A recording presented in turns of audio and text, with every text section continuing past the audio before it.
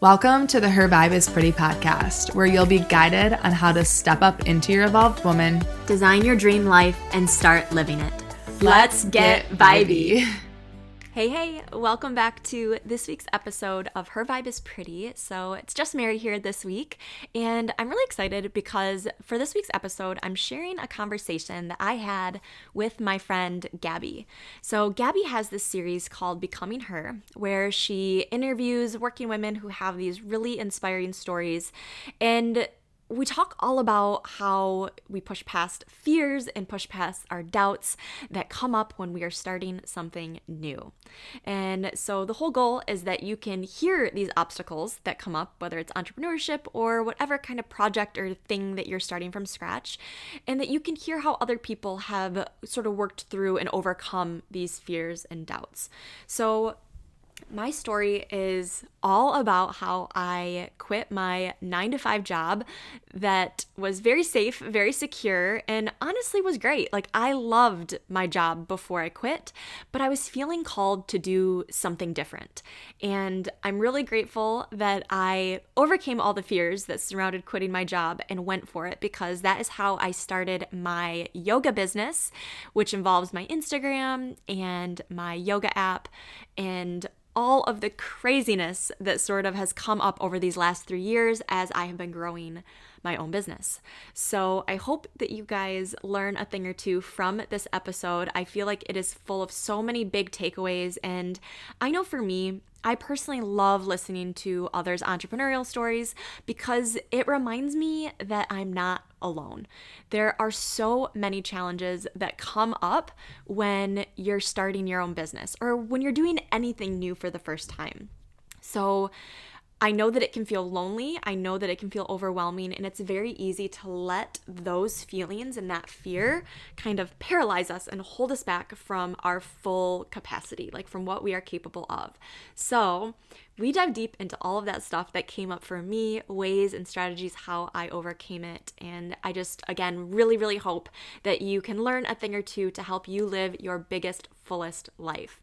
So let's dive right in, and Gabby will introduce everything, and here we go. And I'm so happy you guys are here. I am Gabby Seekell, and for those of you who do not know me, I'm so happy that you guys are here, and these are crazy times, but we're sitting in our living rooms and we are introducing Mary today. But for those of you who know me and who have been on here, I have kind of been known as this wedding videographer, but throughout this quarantine, I've actually decided to pivot myself and into something new. And I'm soon launching Becoming Her is what it's called, and it is a platform that I'm building to highlight working women with inspiring creative careers that they've directly built themselves. We're diving deep into their stories and their work journeys and processes that have led them to really push past their fears and their doubts and to become who they really are, always have made to become. As beginning creative entrepreneurs ourselves, my hope is that we can learn from their becoming stories to really hopefully create our own. So today I am first introducing Mary Ochsner, and I'm so excited to have her. She is the founder of the Mary Ochsner app, and she's an incredible entrepreneur as an online yoga instructor for beginners. Full disclosure, I knew Mary years ago through actual mutual connections and recently got reconnected with her. We've chatted over coffee one day, and I was blown away by her perseverance and really how she has built her brand and just her overall story of becoming who she was made to be. She has grown her self-made business literally from the comfort of her own home, and I'm in awe of her hard work and dedication into growing in such a dominant market in a new way. In an hour over coffee, she taught me so much, so I'm so excited to have her on today and hopefully fill you guys in on how she built her insane online community from literally 4,000 followers to close to 400,000 followers in just a few short years, to now a global app that streams her beginning yoga videos all across the world. She keeps expanding and has just launched a new course within breathwork with Sam Callowart, so make sure you give her a follow too if you guys are on here. They are really incredible. But Mary's an incredibly talented and has built this incredible company that I'm so inspired by. But her becoming story didn't just start off with fans from around the world watching her, yoga. She really started kind of similar to all of us in a way where she worked in a corporate setting for years before making that pivot into running her own online company. Today we're going to talk all about her entire full journey, and I really can't wait for you guys to hear and see her and kind of hear her entire story of how she's built her brand from the ground up. This is kind of a really interesting and exciting time, I think, to do something new, and it's really why I've been building this platform. I think for me, I have been an entrepreneur in a way, but also I have built businesses that have thrived and other ones that have not as well. And I think that there's kind of been this need for almost as if you could reach out to these people that are experts in their fields and we can actually learn directly from them. So I hope today you can learn from Mary's story if you're looking to build your own fitness brand or community and really get an inside look into how Mary did it. So I think she's on here today right now. So also a quick note, if you're on here and you have questions for Mary that you want us to answer, we'll take some time in the end to answer any of those questions that you've submitted. So make sure you do that and we'll try to get to them. So let me see, this is new, so give me a second. Okay, she's requested, and let's see if we can get her on here. Okay, just requested her, and let's see if she comes up. Thank you all for joining. Mary! Hi! Hello! How are you? I'm doing so well. How are you? So cute. Same to you. I was actually thinking the same thing. I'm like, dang, that girl has got a beautiful space for this. So I love it. In my apartment, like all crunched up. I have books stacked just to have the height. So it's crazy. But how are you? Doing really well. Yeah. Good. Doing so well. Taking all this craziness in the world one day at a time and just trying to make the best of it. I know. Quarantine take 2. Here we go. I know. Back in our houses, but you know what? It's okay. Trying to stay positive.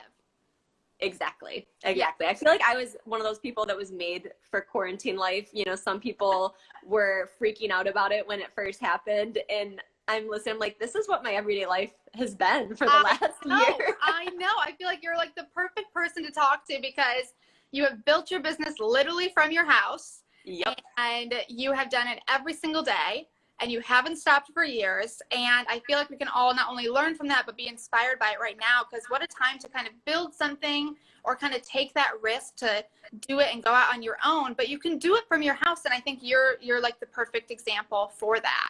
Yeah, that 100% was one of my biggest goals when I knew that I wanted to start some sort of business venture on my own. I wanted that flexibility and freedom to do it from wherever. Yes. And I wanted to be able to do it from the comfort of my house. I wanted to be able to do it from the beach in Florida or Hawaii or wherever I am in the world. And it is, and it's more possible now than it's ever been before, which is really exciting. I agree. So I feel like let's just dive right in. And we kind of, I guess you gave like a great segue into it, but how did you really get your start and why yoga? I feel like you were kind of in that corporate setting. I know from, mutual connections and through our talks that we've had, you started out in the corporate world and then you really kind of pivoted and shifted into that online space. And what kind of was your start like? Yeah, totally. So there's kind of 2 areas to that question. So I'm going to start with how I kind of found yoga. And I won't dive too deep into that, but I was working a crazy job that I hated. Mm-hmm. It was insane hours, so stressful, and it was just not a good fit for me. And I'm living this very high stress life. And I eventually found the job that you and I, met through many years ago. Yep. And I was working there, loved it. It was a great job. I loved the environment. It was such a better fit for me, but I was still sort of getting off of this crazy, fast-paced, high-stress job that I was working before. But now that I had this regular schedule, I was able to sign up for classes, and yoga was one of those things.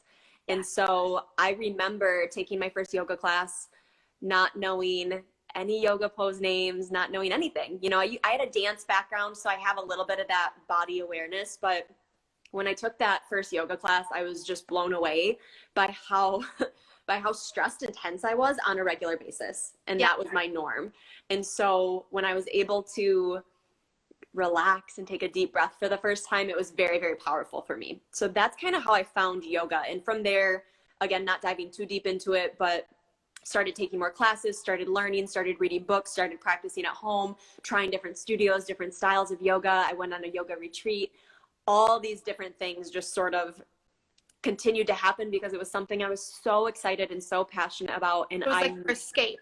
Yes. Like it was, for me, it was such a healthy way to start to bring more awareness to my emotions, but also start to just cope through the roller coaster of life being human. I mean, we're all going to have good days and bad days. And so instead of just turning to, it doesn't mean I never do this, but turning to just like coming home and like drinking a glass of wine and binging the whole night, I wanted to have like a healthy way of sort of de-stressing at the end of the day. Yes. And again, doesn't mean I never have a glass of wine. Right. I sure do. Yes, girl, we never wine. Yeah. So that was kind of how I found yoga and just started to develop this really deep love and passion for it. And I just knew the changes it was having on me, not just physically, because it was a style of exercise and physical movement that I enjoyed doing, but mentally and in my life off of the mat. I was not as reactive with people. It was improving my relationship with my now husband, my relationship with my families, my friends, and like just crazy situations that you find yourself in where you can be really quick to react. And yoga taught me to like take a deep breath and calm down and, you know, consciously choose how I want to respond instead of reactively. Yeah. And so from there now into the whole business side of things, you know, I'm working this amazing job, you know, I'm making really great money. I love my team. Like I was a manager of an amazing team. Yeah. So it was a really good experience, but I just felt like I was called to do something different, you know, and I was really feeling drawn into this yoga world, but I had these limiting beliefs in my head that like, you can't make money teaching yoga, and yoga teachers get burned out, and you're gonna have to teach so many classes that you're gonna hate something that you love. And so that scared me. Right. Or the only way to make money as a yoga instructor is to teach in front of a class with people, but it's not, you know, you can't really reach that many, or is it different? So it's gonna kind of take that love away from it for you. Exactly. Yeah. And so at the same time, so I'm finding that I'm just so passionate about yoga, but I kind of feel like, how am I ever going to make this a real career? Yeah. And then also learning about online business and the power of the internet and social media and all this stuff. So I'm kind of being pulled in these two different directions here where I'm seeing like, okay, people are creating these online courses, and they're creating these like online platforms and blogs and YouTube channels and Instagram channels and all these things. So I'm seeing people do it, but I couldn't quite put those puzzle pieces together. Yeah. And as much as I would love to say, oh, I knew exactly what I wanted to teach yoga, so I just quit my job and I went for it and I did it. Yeah.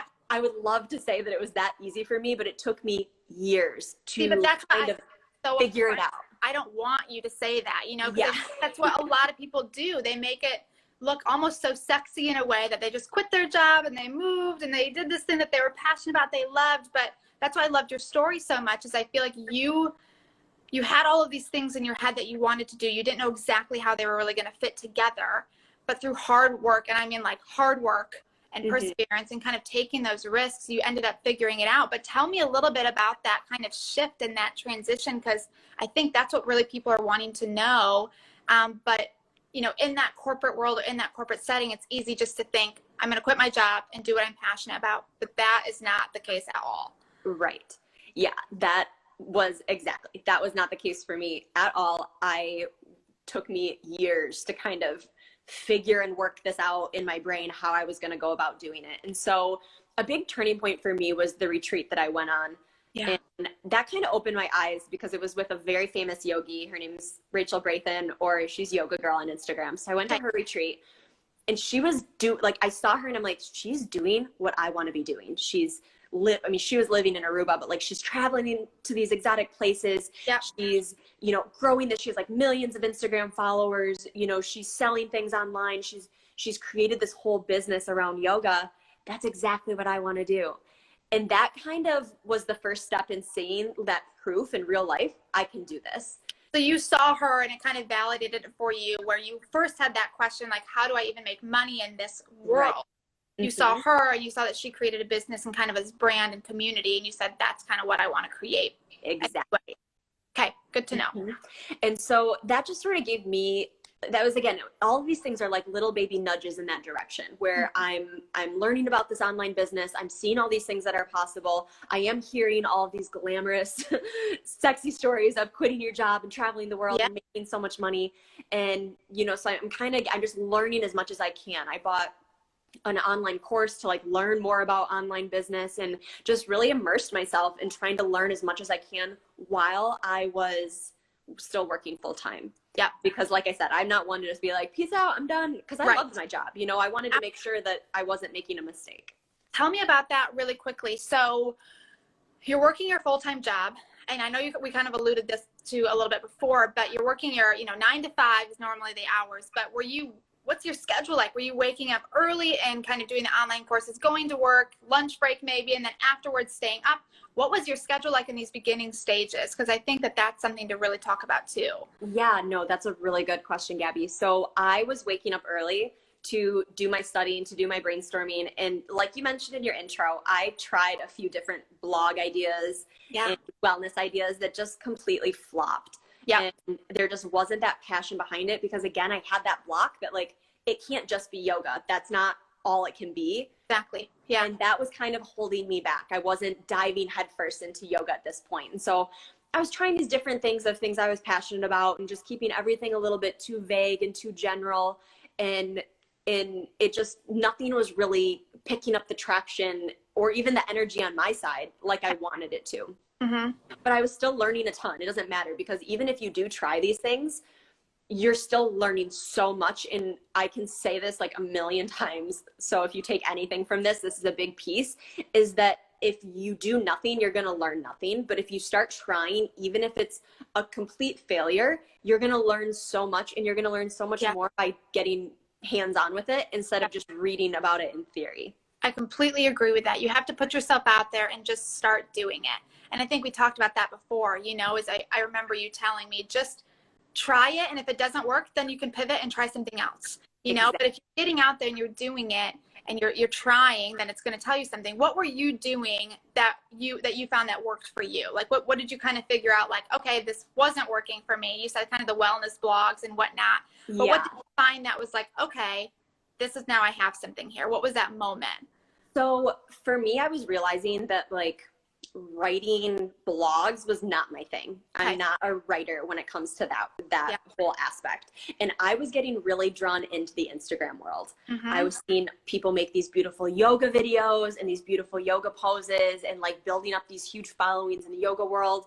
And my sister-in-law she does a ton in the fitness world. So she was a huge inspiration to me as well.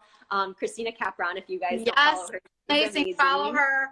Yes, she's amazing. So she was a big inspiration to me as well. And so I'm seeing again more of these people doing that, and that's what I was feeling called to do.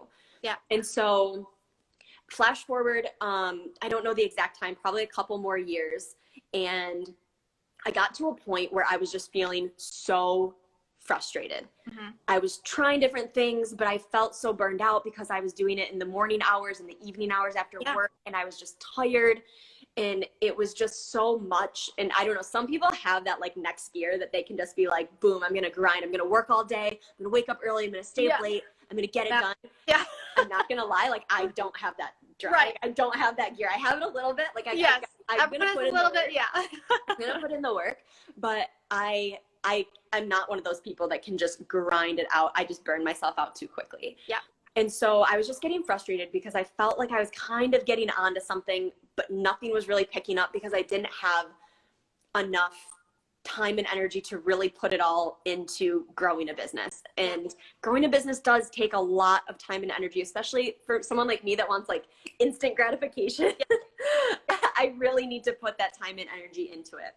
Yeah. So I sat down with my husband and just kind of, we talked through it together. I'm like, this is where I'm at, this is where we are in our life. I'm in a really good spot. I'm going to save up a bunch of money. I saved up a bunch of money for like a year, like if I didn't, that was my next question. yeah, like if I didn't make any money in a year, none, I would have enough to still cover all my bills, pay all my stuff, live my normal life as I'm living it. Yep. And so that was part of my game plan, was like save as much as you can. And then at that time too, I was just like cutting out my extra expenses. Okay. And I'm really good at that. Like some people, again, it's like, you got to do what works for you. But for me, it was really easy for me to just like bare minimum lifestyle, nothing fancy. Like I stopped shopping for fun. I like stopped impulse buying things on Amazon, you know, all the things that we probably do a little too often. Right. But I was just able to really hone it down so that I was living this great life still, but I was then able to like start trying fully focused the business. Exactly. So you feel like you put, like, it was that 1 year period that you gave yourself. You said, okay, this is kind of my transition point. I know that now I can kind of, I see where the business could go from the retreat. I've saved up for a year, and now I kind of have this growth track and how I want to move forward. And so that full year, I'm just going to put everything I can into it and then see what happens after that. What were kind of those like success metrics for you, I think, throughout those years? Were you like, I'm going to partner with a bunch of people or collaborate or post, you know, a video every single day and hope to gain X amount of followers? What was kind of success to you? And so, yeah, that's such a good question. Success to me, I really wanted to, hone in my skills on becoming a yoga teacher. So I just wanted to, I started teaching more classes in person.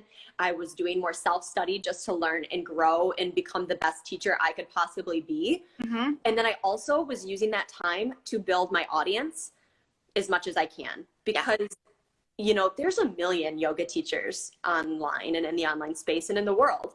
And I wanted to find my people. That was my major goal, was I want to put my content out there. I want to put myself out there, and I want to attract the people that want to learn from someone like me. Yes. And that's not going to be everyone, because, you know, you can't please everyone. So my metrics were really honing my skills as a yoga teacher, mm-hmm. and growing an audience that was, I hate even saying like growing an audience, but like building this community. Right. Of like people that vibe with like my style of teaching. Yeah. Well, I remember you told me, and it just blew my mind when you said, but you said what you were so passionate about from the beginning was building a community, not monetizing or like capitalizing on anything. It was strictly your goal was to build this community. Mm-hmm. And I think that's so powerful, but also I think what was more powerful too is you had this niche. You knew that you weren't just going to be this yoga instructor to all, but you were specifically going to be for beginners. Yeah. And why did you choose that? Like, how did you kind of specifically find that niche? Because that's important, I think, to really make sure you hone in on your target before trying to figure out who your community is. Yeah, that is, I'm so glad that you brought that up. So I have 2 points that I want to make about that. Yeah, I definitely, when I was going into the first year, that was another reason why I wanted to have that cushion financially, was I didn't want to be pressured to have to do things just to make money. Exactly. I wanted to be able to do things how I wanted to do them. Yep. And if I was like, how am I going to pay my bills? How am I going to do this? How am I going to do that? It's going to put me in a different energy that I didn't want to be in my business. I wanted to be able to do things the way I wanted to do them. And I knew that like, if I go that route, I'm probably not going to be able to be like rolling in dough that first year. Absolutely. Exactly. And then on to finding my niche. So that to me, it happened organically. And so that kind of goes back to what I was telling you too, where you need to just start trying and put yourself out there. And so I knew, I went into this knowing I wanted to have an online yoga business. Yeah. And I was not 100% sure how that was going to look, but I knew that I had to start sharing yoga information to get that to happen. And so putting myself out there, and I just started creating tutorials on Instagram and started seeing the feedback that I was getting. And of course, as I'm starting off, it's starting off slow. You know, I'll get a couple comments or something like that, or a couple questions. And it was just a cycle that I was posting on Instagram every single day. I was trying to create. I feel like that is huge for people who are trying to start this online brand. Consistency is key, would you say? Oh, 100%. Yeah, it's definitely. Yeah. Yep. And what kind of content? I mean, I know we can look from your Instagram now. I mean, it's strictly, I feel like, so many amazing videos. But did you do that at the beginning too? Like, you posted a yoga video of yourself in your house every day? Yes, they were all mostly tutorials. So almost every post was teaching some sort of yoga tip or yoga pose or something like that. And I still do that very much to this day. That's how my page, you're just going to find so many different tutorials for just about anything. I love it. Yeah. And so as I started getting more and more feedback on these tutorials, as I started, I was getting comments like, thank you so much for making something that I can actually practice along with. And wow, it's refreshing to see something for beginners. You don't see that very often. And oh my gosh, it's great to see someone doing something that I can actually do. And that was where the light bulb started to click for me, where I was realizing people want to be able to do this stuff. They don't want to just see the most beautiful yoga pose, back bend, bending yourself into a pretzel on the beach. They want to know how to do it themselves, or they want to learn how to get there. They want to learn how do I touch my toes? Right. A lot of people or even just 5 minutes, how to just de-stress after work, Exactly. And so I started just creating these very fun and helpful and relatable videos. And so that's the other piece, is consistency is so important, but so is adding value. Yeah. So is helping someone and showing them those baby steps, because a lot of times people don't take the time to break it down so that you can really understand, what's going on. And I also think listening to the people that are genuinely commenting on your content, you could easily post any sort of content that you're passionate about, that you love, and kind of disregard what anyone's really saying about it. But I think what was, key to you is you really listened and saw what people were responding to. And thanks for posting this for a beginner, or thanks for posting this is really easy to use. And I think that's how then you created, if I'm mistaken, let me know, but that's how then you created your content for further, use, is you really kind of curated it for them. Yes. 100%. Yeah. Listening and getting feedback, that I think is one of the biggest pieces you can learn in business. And I learned this in that online course that I took. Yeah. That you can sit and try to figure out and analyze, or this is what I think everyone needs, or this is what I think everyone wants. But where you're going to get the most accurate response and feedback is from talking to your customers. For me, that's talking to the people that are watching these videos. What do you guys want to see? Where are you struggling? What can I help you with? What questions do you have? And then taking that information and putting it into useful content for them to practice with and share and use. Yeah. I think too, kind of evolving off of that from, starting out to now growing, how did you really, this is kind of talking about how you reached your first customers, but how did you even grow it? Did you have to use hashtags? Did you partner with people? Or how did you really, use that content to reach a lot more people than just kind of your friends and your family around town? How did it really grow into something much larger? Yeah, for sure. So I was trying all strategies, know, because especially that first year, that was my major focus, was this audience, build a relationship with this audience. So a couple things and strategies that worked really well for me is consistency and creating value. So we've kind of already dove in on those topics. Yep. The next one is I was very interactive with my people. So I was responding to every comment. I was responding to every DM. I think people sometimes don't do that or feel that they need to do that or that they even should, but I wanted to really build a relationship. I didn't want it to just be like, hey, followers, you follow me and I'm going to do my own thing over here. It's like, no, we are in this together and I'm here to help you. And I plan to be that way. It doesn't matter if I have 1,000 followers, 100,000 followers, millions of followers. You're always going to respond. Exactly. I always want to be able to interact as much as I can. Yeah. And so that interaction is key too. I 100% use hashtags. I don't know if there's any like specific strategy. My theory behind choosing them are what would these people be searching via hashtag? Yeah. And then include those in every post. Yeah.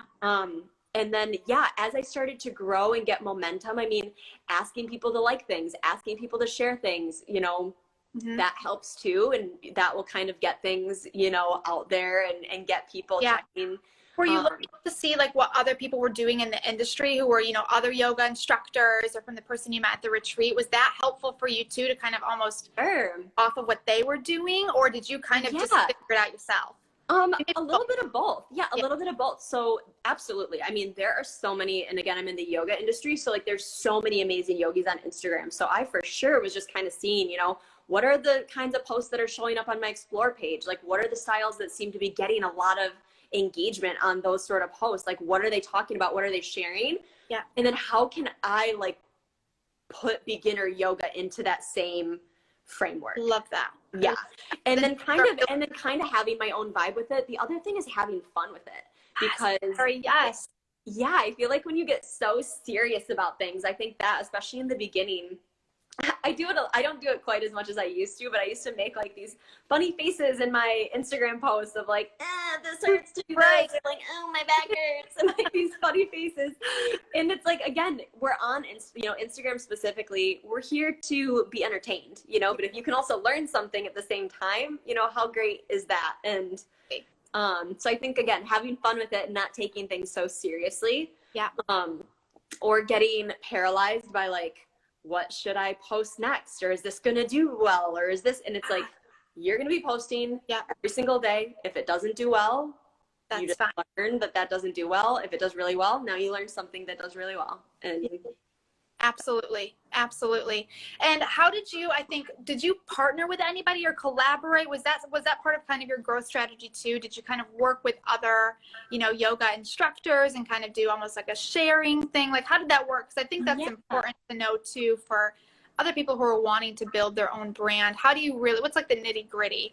And that's a really good question for sure. So as I got a little bit bigger, and that's what I would recommend, you know, put in the work, do your due diligence, kind of build that audience, you know, the best you can. But once you start to get some numbers behind you where you're like, all right, I'm not a newbie at this. I kind of got a pretty good vibe of like what I share, what my message is, and what my page has to value.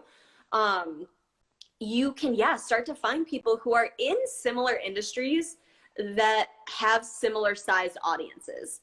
And so, we would do like, if I would come across a page that was maybe like a nutrition page, or come across a page that was maybe like home workouts or something like that I really liked, and I liked their style and liked their message and all the good things, you know, it has to be genuine. I don't want to be sharing just anybody because, you know, they're willing to do it. It has to make sense. But I've connected with actually some of my good friends that way now, like my Instagram friends that I've connected to because I just said, hey, love your page, or they approached me and said, hey, love your page. Would you ever want to share each other's pages in our stories, or, you know, do a collab on something together? And so you would just reach out. It would be really like nonchalant, or would you have to like put together like a pitch or something? You didn't do that. So it was like friends out. Yeah, I love that. Totally important. And I think it's important to reach out to those key individuals, not people that are just doing it big time, or people on the beach. You know, like you said, there's a lot of yoga instructors who post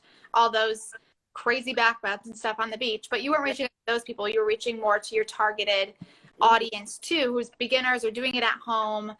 So really people that you could really connect with, I think. So I'm just thinking, okay, if I'm someone who's doing yoga at home, what other things would I want to maybe learn? Maybe learn strength, maybe learn some healthy recipes.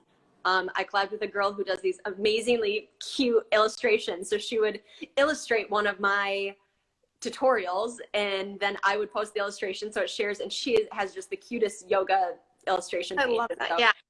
So it was all fun, and it felt very good and organic. It never felt forced. It, again, I'm not going to be posting the page that is not something that someone my yoga audience would just fall in love with too.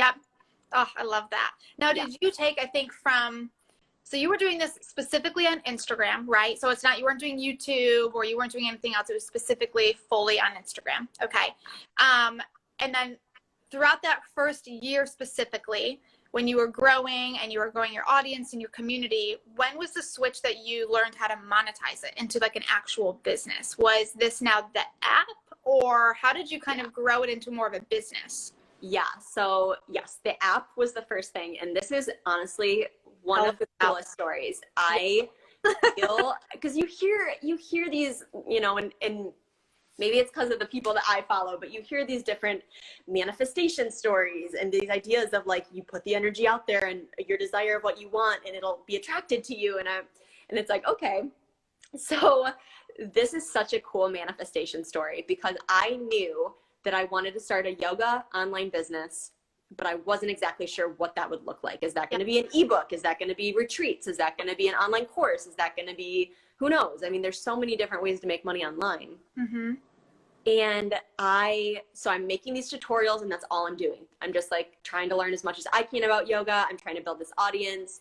I'm doing that day in, day out.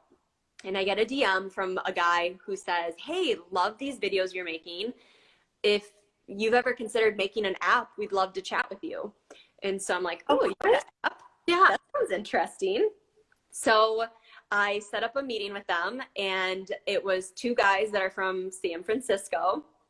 And we talked for, a couple months just to work out the details and kind of figure it out. And it just made a lot of sense. I felt like this is such a great way for me to get actual videos out there to make it so convenient that people can practice anytime they want, anywhere they want, whether they have 5 minutes to practice or maybe they have an hour. Extension, right? Like it's kind of an extension of your Instagram that they can go watch further videos or longer videos or more classes. Exactly. They're all classes on the app. So it's really like, it's like having a yoga teacher like in your pocket. You can do a class whenever based on whatever kind of thing you're trying to work on. And so, it started off with a lot of beginner classes. Mm-hmm. And now it's so fun to see because so many of my beginners are starting to get more advanced. And so now I'm starting to create some more challenging classes on there too. So, it's really amazing, but they came out of nowhere. Reached out to you. They reached out out to me. Was that weird to you? I mean, were you ever like, what is going on? Like, I mean, I would think, now, like if somebody reached out, I mean, what an amazing opportunity, but were you ever nervous about it? Or did you ever think to yourself, this is not what I want to do? Absolutely. Absolutely. I had a prior experience before getting with them that was just a really bad fit. And so that kind of had me put my guard up just a little bit to make sure that I'm just very thorough. I wanted to make sure that we were both on the same page of like what we expected each other to do. We had a contract, and and it's funny, we laugh about it now because we're so close with these guys now. Even like my husband has met them, like they're so incredible. It's funny to us now, but my husband Jake was like, you need to try some other companies. Like you don't just go with the first person that messages you. Like, right. And I was like, it's so weird, Jake, but I have a good feeling about these guys. I just really do. I feel like our meetings are really great. I feel like we're on the same page about things. It's a win-win. It didn't feel like any sneaky stuff was going on. So I just had a really good feeling working with them. And so I also looked at it again, because this happened within the first year. I mean, this happened a couple months after I quit my job. It was amazing. And well, you were growing quite fast though, too. You had an exponential growth for sure. Yeah. In the beginning, for sure. Yeah. And so I just kind of looked at it like, what do I have to lose? Yeah. I'm here to try these things out. An app is an online business. It's around yoga. It's going to make a lot of sense for me to share it on Instagram where I'm growing my audience. So what do I have to lose? Let's do it. If worst case scenario, like if everything falls apart, the worst thing is that I spent some time, again, learning how to make videos, perfecting my yoga teaching, and maybe I don't have tons of money to show from it, but I'm still learning a skill. I'm still getting better at what I'm doing. What was that workflow process like? One, because I know you're like a one-woman show. You're incredible. You do so much. But also, what was it like? Because you were posting videos every day on Instagram, but then now you had this app to post videos on that were longer. They were classes. What was that like for you? I mean, like, what's kind of your workflow process? Yeah, it was a lot of work on the front end. Because there was such a learning curve. I'm not a videographer. I'm a yoga teacher. So I had to learn everything from scratch, basically. And you did it all. You did the filming, you did the teaching, you did the editing, and you sent it. Wow. And that's the thing is like you learn by doing things. Yeah. And there were some videos a little, Yeah.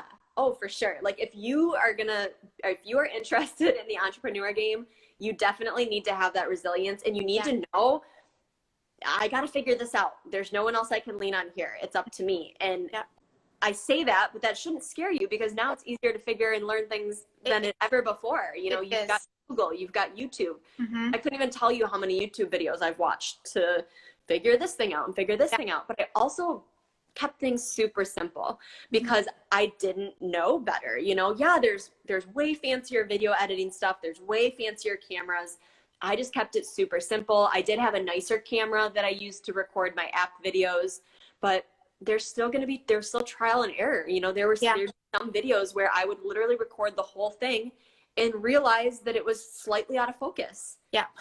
And I would just cry. Like, I mean, I'm not kidding. It was just so fun. I'm like, oh my God, I just did that whole thing. This video I have to throw it away. I have to delete it, you know? And so there were days like that were really frustrating, but every day I got better and better at it. I learned. And again, I keep things really simple. You know, my videos, they're very easy to follow. There's no crazy background. I was literally filming them in my house.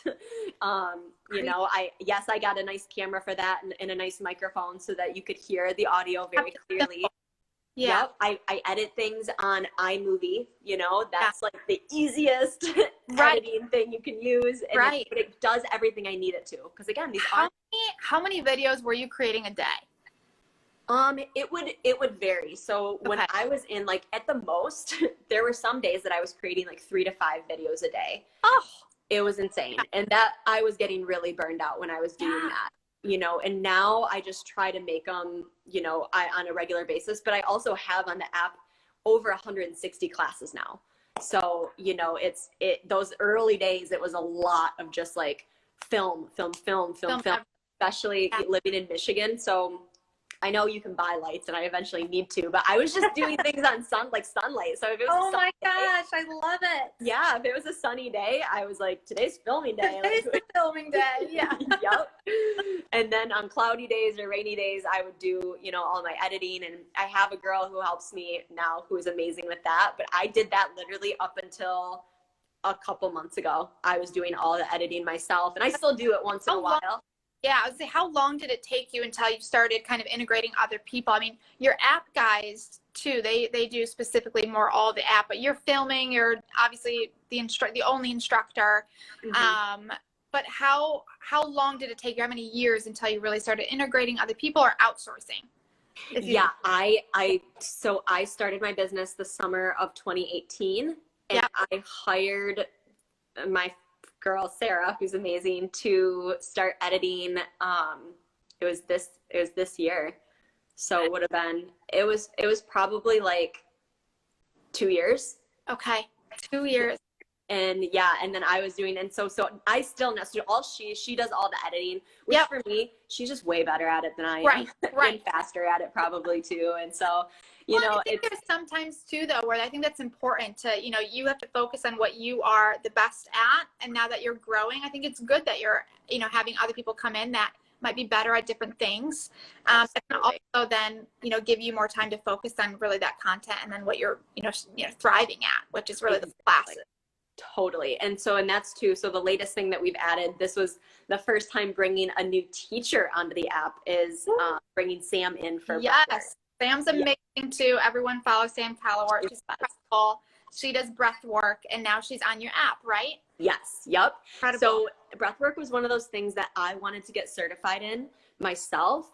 And I just started practicing breathwork. So I'm still very new at it, but I was looking into trainings. And it's just so hard right now with COVID and everything's canceled. And I really would rather do something in person if I could versus just doing an online class. Right. So it's one of those things that I just, you know, I know I've known Sam actually for quite a while. I met her before I quit my job, and it was just really great to connect with someone who is also an entrepreneur. Yeah. So inspiring, so amazing. And it just made a lot of sense. And I was like, hey, would you ever be open to this? She was like, absolutely. So it just was a really, really good fit. Yeah. And I couldn't be happier. I mean, we were talking about it yesterday, and I was just like, girl, I'm so happy for us. Like, this is, it's like a perfect, you know, fit for each other, and you guys can really expand both of your businesses. I think that's super great. Absolutely. So yeah, it's really good to have her. So that's the first thing. And I'm sure we're going to have other sort of I'll bring other things onto the app eventually, but right now, the breathwork just makes a lot of sense because she's going to be a lot better at it than I am. And it's like, know your strength. You know, I'll be the yoga teacher, but she'll guide you through that breath. Right.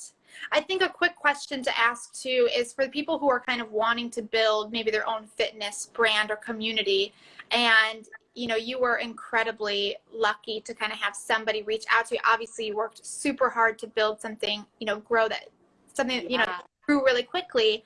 But what if somebody doesn't have that same opportunity of somebody reaching out to them to create an app? What are other ways that they can really, I guess, monetize on kind of a fitness brand or community? Would you recommend a YouTube channel, or would you recommend an app? But also, I mean, I've tried to build my own app before, and it is expensive and it's hard to find somebody that I trust. So you had an incredible opportunity that I think most don't get.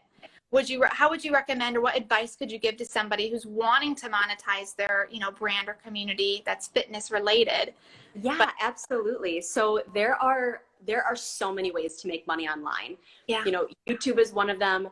I will say that there have been, like, since I've done this and put myself out there as this yoga teacher on Instagram, there have been multiple different app platforms and website platforms specifically for fitness or yoga that have reached out to me, but I was already working with my guys. So again, off the top of my head, I can't remember what they're called, but I know that there are platforms that are out there specifically for workout programs. So it's really just like everything with entrepreneurship. It's about just sort of Googling and seeing what those platforms are.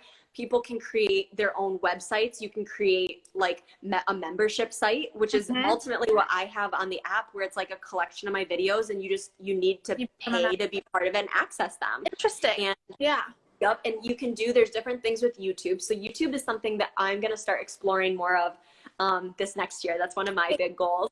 But I know that you can monetize that through the different ads that they play. And I don't know if there is a way to kind of lock your videos unless you pay to subscribe to their channel or something like that. But you know, again, there's a lot of different options out there. And if you just start doing some research, and it's just as simple as a Google search, just see what's out there, because I feel like now more than ever, there's more and more platforms popping up for people who are interested in doing this sort of thing. Yes. And I even feel like now too, you're probably thriving with being at home, and everyone wants to work out at home, you know, needs to work out at home. But I think that could really be a great avenue too for people to kind of start thinking about if they're trying to build this as well. Mary, I'm so happy that you're here. I feel like there's so many comments I'm getting, and you are literally incredible, and we've learned already so much from you. Quick kind of like speed round, if you don't mind, kind of getting to the end. Yep, I love that. One, I think we kind of just touched on this, but I feel like if you could expand a little bit more, what advice would you give to somebody who's wanting to kind of create their own online community and just starting out right now? Maybe they're scared, or they have this kind of imposter syndrome, or they're afraid of putting themselves out there. What advice would you give somebody? Yeah, my advice is the best time to start is now. Yes. And the only way to get better at it, to get over that fear, to get over that imposter syndrome, is to just start doing it. Yeah. And learning and growing and knowing that the first stuff that you are going to come out with is going to be cringy. It's going to be the worst. Right. You're only going to get better. You're only going to get better, and it becomes easier, and you learn as you go. But the best way to get over that is to start taking the action. Because if you try to overanalyze it and figure it out before doing it, you're going to drive yourself crazy. We can sit for hours and try to figure out what we're going to do and how we're going to do it perfectly, but you just got to get out there and do it. And then I love your story too, of how you've kind of just shifted and pivoted over the years and really tailored it to those people, but you just put yourself out there, and you didn't even know what was going to end. You know, you didn't know that you were going to create this amazing app and this amazing community, but you did it by just starting, and that's honorable. Exactly. If you could give one resource or a few resources that you used in the beginning, I know you said you kind of were looking at online brands, you were learning from online courses. Was there any sort of resource that you felt that was necessary in the beginning? So a couple things. One is going to be very specific to me, and that is keeping things as simple as possible. And I was doing everything from my phone. So I was editing videos from my phone. I was recording the videos from my phone. And I was using an app called InShot to edit and create my tutorial videos. I feel like InShot is one of the best apps that you can use when it comes to creating video content from your phone. And again, it keeps it simple. It keeps it really easy to do. It's super easy to use. That was a really good one. And then I would also say YouTube. Yeah. Anything you don't know how to do, I guarantee someone has made a video on it. Yeah. YouTube is your best friend if you are getting started and you are not sure. And that could be YouTubing. What are the best apps I should use to create this? Right. What are the best platforms for anyone trying to monetize an online business? Yeah. People make videos on everything on there. So use YouTube. It is free education in the palm of your hand. I can't stress that enough. Did you find any blog or any sort of website that had just great educational content for like maybe how to market yourself or how to brand yourself? Was there any sort of like one specific platform? Yeah, there's not necessarily like one specific person, but I would listen to a lot of podcasts. So I would, again, kind of, and I wish I could say like, oh yeah, these were the ones that really helped me specifically. Right. There's so many. There's so many. Yeah. And so I would just search. Again, it would depend on what I was trying to figure out. So, you know, when it was growing your Instagram, I would search on podcasts. I would search on YouTube. How do you grow your Instagram page and see what comes up there? And I used it mostly because I feel like I kind of was able to figure out the whole Instagram video creation stuff and kind of growing strategies. They were pretty intuitive to me. But when I was starting to create the app videos and I had no idea what I was doing and I was struggling so bad with audio and the mic, and like I went to a video store and they gave me this one mic and it just was terrible. There was so much echo and I couldn't that was when I really was YouTubing everything. How do I remove echo? How do I get better sound? YouTube is it's the best. I mean, it is probably one of the greatest resources we all have that we just kind of overlook sometimes. I agree. I've learned more, no offense to my university, but I learned so much more about business building my own business than going to business school. All right, I went to business school and I literally have learned so much more. One, doing it on my own and figuring it out, and two, literally just Googling everything. Yes. And it's exactly. I know. I wish there was, you know, something where I could say like, this person will teach you everything, but every business is so unique. And so there's going to be different struggles and different things that, you know, maybe you know how to make really good videos, but you weren't sure how to do, you know, upload to Instagram or get Instagram growth, you know? I always say that. I'm like, no one business is A plus B equals C. You know, every single business is different and we can all learn from each other. But really, it's how can we take these, you know, resources or these different things that we're learning and plug them into our own business? Because no business is the same. Exactly. What is one, I think I love talking about failure because I failed 1,000 times. But what is one thing I think, if you could share any failure, you know, we talk about having fun, but what's one failure that maybe you learned from the most, or something that maybe you messed up on and you can laugh about today? So it's hard to say. I mean, there were so many little business ideas. I tried starting like a female finance blog because I really love money and personal finance. I needed that. Yeah, like it just failed. I tried writing blog posts and they were so boring and it was like pulling teeth. Like to sit down and write them was such a hard thing for me to do. I tried making I was making these like beaded mala necklaces for a while and ordering all the supplies and creating these necklaces. But then I learned, I don't want to have to hand make all these things and sell them to make any sort of real money. I mean, it was just so many things like that. These little things that would get started. And then on a day-to-day basis, I mean, it was things like creating an Instagram post and spending a couple hours putting it together and it not doing very well and being like, what the hell? You know, I just spent all this time creating this. And you just kind of learn, all right, this was maybe too much info or maybe not a topic that people are really interested in. Or when I had so many failures when I was learning how to record my videos, like I mentioned, recording one where the sound was so echoey. It was so, you couldn't even watch it. And I was like, oh my God, I just spent a couple $100 on this microphone. Right. what am I doing? Right. And then filming one where it was slightly out of focus. And then that was my way of learning, okay, I need to figure out how to get this crystal clear before I'm in front of it, because I'm not able to be behind the camera and in front of the camera at the same time. Right. So, and again, YouTube, how do you make sure that your camera is in clear focus before you, like, there's so many things like that I had to learn the hard way. Yeah. And I did. And now I look back, I mean, I laugh on it now, but at the time, I mean, my poor husband was like, oh, another bad day. So I'm like crying with my head down on the keyboard. Right. Oh, I know. Well, you've done it, and you've done amazing, and you've built an incredible community, one that I've been inspired by and so many other people have. I know it for a fact.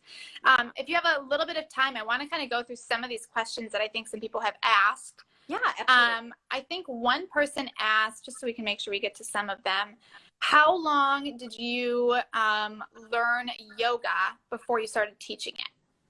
Let's think about this. So I've been practicing yoga for about 9 years, I think. Okay. So I started in, I think 2011. Yeah. And then I took my teacher training in 2016. Mm-hmm. So it was about 5 years. And 5 years. I just know for me, like I kind of started, I was like, oh, yoga sounds cool. But I really dove into it. And I mean, taking yoga teacher training is it's a time commitment. It's also a financial commitment. So I wanted to make sure it was something I really wanted to do. And so I really let myself get that consistent practice before I decided to sign up for it. Yep. Absolutely. And then how are you expanding today? I think we talked a little bit about that with Sam, but what's kind of like your expansion or growth, I guess, like strategy now? Are you kind of expanding into having other, collaborators come on your app, or what's kind of that like? Totally. So there's several things that I've been doing that are kind of currently expanding. On the app, we're definitely diving into more of the breath work by having Sam on there I want to create more meditations. That's another big area that I feel like we have a little bit on there, but I feel like we can really beef that up. Yeah. Meditations. And then just in general, kind of creating a few more courses on there and just more structured, making the app easier and more user friendly. And then I also have a podcast. So I didn't know this. This is amazing. So Tell. I have a podcast called Her Vibe is Pretty. My host Sarah and I both lead it. She is incredible. She is a food and body coach, and then I have like the yoga, kind of mindset background, and it's incredible. It's all about stepping into your evolved man or woman, your highest self, and how to just live your best life. Wow. And so we talk all about different, mindset struggles that people have, dealing with your emotions, dealing with criticism from other people, with drama. I mean, all manifestation, creating more money and abundance in your life. I mean, we talk about everything. It's a really great podcast. So that's another area that we're growing and expanding. We started that during quarantine, and we're going to be coming out with a merch line soon, which is kind of secret, but we're really excited. Yay! I'm so excited. So you're expanding in all different areas. Yeah. Oh my gosh. And then YouTube is another area that I want to start exploring. It's been on my mind for a while, and I get asked about it all the time, but I'm definitely gonna just putting a little bit more effort on that front end of doing a little research. What would be a good way that I can kind of blend my different platforms? But I love YouTube so much. Yeah. And it's just weird that I'm not on there at all. Yeah. That's great. I love that. We have another question that came in. What is your favorite part of running a business and your biggest challenge? Ooh, so my favorite part is just the freedom that you have. I don't have a boss telling me what to do or what not to do. I'm able to, if I'm not feeling well, I don't have to worry about taking sick days, or like, I can work from wherever. So my husband and I did so much traveling the last 2 years that I never could have done if I had vacation days. Yeah. And so that flexibility. Yeah, for sure. I'd say the biggest challenge is also a double-edged sword, is the fact that there is no boss to ask. So if I have questions or struggles, I have to figure it out. No one else is going to help me. Yeah. There's also just the unknown of getting started. Is this working? Is this not working? You can entrepreneurship is such a beautiful journey, but it can also be so challenging, and it can be so, you can really get down on yourself and Absolutely. dig yourself into a deep, dark hole. I heard two things the other day. It said, one, somebody's always told me entrepreneurship is building, but I heard the other day, entrepreneurship is mindset. And I felt like that was so key because it's so true. I don't think people realize how hard it is and how much effort you have to put in from your own self and how much you learn, but you have to be so resourceful all the time. And it can be difficult, but it can also be incredibly rewarding. Absolutely. It is the hardest thing I've ever done, but it's also the most rewarding thing I've ever done. Even on my worst days, I would have that moment where I would pause and just say, I'm glad this is what my struggle is today, instead of whatever else I would have been doing. Exactly. And you do, just like anything else, you have your good times, you have your bad times, you have problems that come up, but you learn through experience and through the years of navigating this that you can figure out just about anything that comes up and comes your way. Absolutely. One quick last question. Somebody asked, one, how did you create your app and was it difficult? I think we already kind of touched on this, how you got really kind of, you had the opportunity that somebody reached out to you to create the app, but is it you? Tell me a little bit more, because I think, do they kind of run the app still, or is it, how does that kind of process work with how, they've reached out to you? Are they running that back end side, or is it you kind of running the back? Okay, so they're running. So I am not tech savvy at all. Yeah. I do not know how to design an app or create an app or fix an app or anything like that. It's so hard. Yeah. Which is why a partnership worked really well for me. The partnership worked really well for me. So my role is to create the content, to market the content, to get the audience and everyone using the app. Yeah. Their responsibility is to build the app. Incredible. Make sure things are running properly, fix bugs and stuff as they come up. And they are a smaller company, which is a really great thing because we're able to work together to come out with new features and, new things that we want to add. And they're really open to suggestions from, from the audience when people say like, hey, this is what we want. So, it's that for me was a really good fit versus just like a plug and play where it's like, oh, here's our app platform. Like you're on your own, figure it all out, because they help me out with so many things. Right. Absolutely. And then last question, I think somebody asked, which is a yoga question. When's the best time to practice yoga? Anytime. Love it, Mary. You are literally incredible. Thank you so much for joining us and taking the time to speak on this and being vulnerable and open about your business and your brand. I appreciate it so much. I hope people got a lot out of it. And follow Mary on her Instagram at Mary Ostner, but also check out her app and her podcast. Yes. And be excited for what's to come. Mary, thank you so much. You're amazing and hope to see you soon. Yes. Thank you so much, Gabby. This was amazing. And if any of you guys do have questions on anything, don't hesitate to shoot me a DM. I'm happy to answer any specific questions you guys have and would love to hear what some of your takeaways are from this conversation. Awesome. Thank you, Mary, so much. Mwah. Have a great night. Bye. See ya.